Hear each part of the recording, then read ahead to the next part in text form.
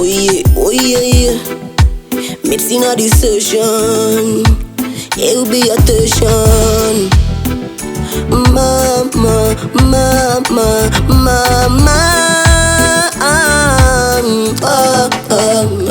ukakala mwingilo ndavala kale ndilipa chiliwilo baibulo langa kumanja chomba nkanga chanditenga mlengalenga ndilipa chinchito chufalitsa utenga tumi what I gonna do to you kutindikale mfulu.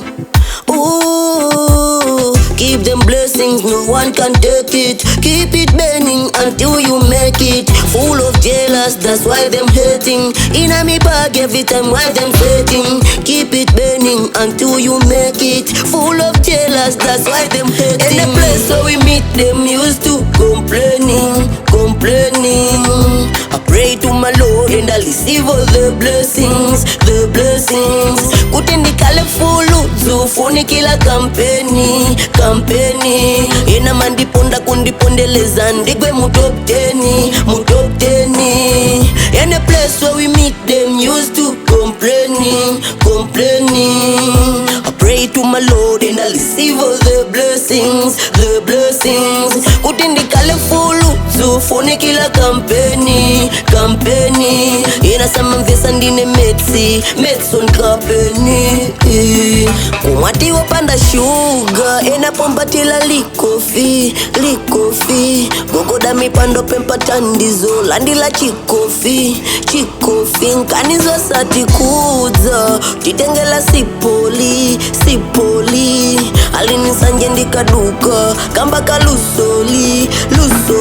Ndine mwana ndachepa siningazi yake funsoli. Alindi kufuna kwa bwino anditetsele ko vutoli. Ndikana kala kazi nkana yamba hule. Yamba dumpa kala ngati chule.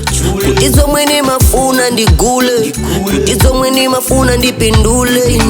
Moyo suna sintebe anasinta ni mapunzilo. Mama komati ya mikebe anatipata malipilo. Zofunika tipushebe usai wala chikulupililo. Sina la tate mwana nizimu oyela ilili ni pempelo.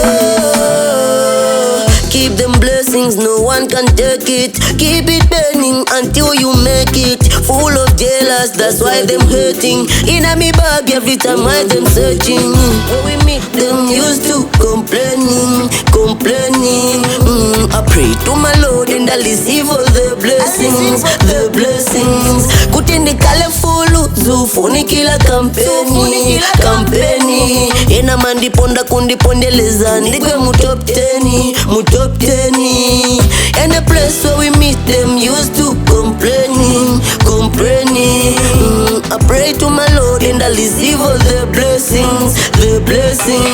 Kutindikale fulu zufuni kila kampeni.